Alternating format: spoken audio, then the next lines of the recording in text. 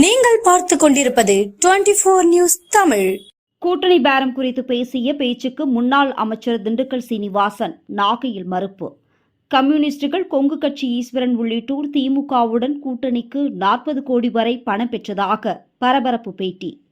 சசிகலா தினகரனுக்கு எதிராக அமைச்சர் திண்டுக்கல் சீனிவாசன் பேசிய நிலையில் குடும்ப சண்டையை பேசி தீர்க்கலாம் என பதில் பேச்சு பேசிய முன்னாள் அமைச்சர் தங்கமணி.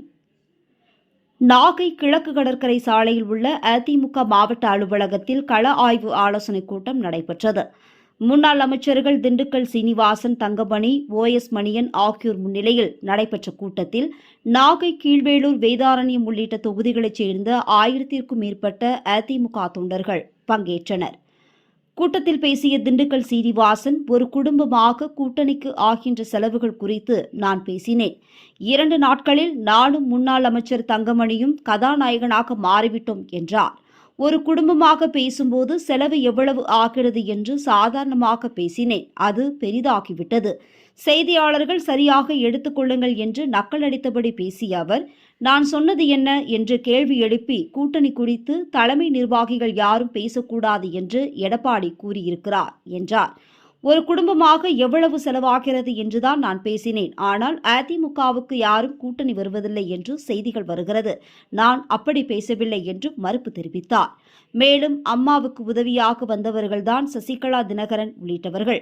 அவர்களால் தற்போது அம்மாவின் பணத்தை வைத்து 1000 குடும்பங்கள் கோடீஸ்வரர்கள் ஆகிவிட்டார்கள் என்று விமர்சித்தார்.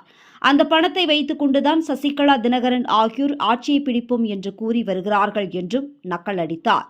அதனைத் தொடர்ந்து பேசிய முன்னாள் அமைச்சர் தங்கமணி கூறுகையில், நமது குடும்பத்தில் பிரச்சனைகள் இருக்கலாம், அதை 3வது மனிதர்கள் தலையிட ஒத்துக்கொள்ள மாட்டார்கள். அதேபோல்தான் இது நமது குடும்ப பிரச்சனை என்று தெரிவித்தார்.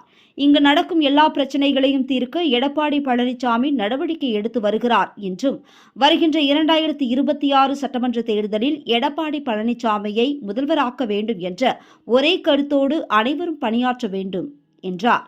அதனைத் தொடர்ந்து செய்தியாளர்களை சந்தித்து பேசிய திண்டுக்கல் சீனிவாசன் கூறுகையில், திருச்சியில் நான் பேசியது வேறு, ஆனால் தொலைக்காட்சிகளில் வந்தது வேறு என்று கூறினார்.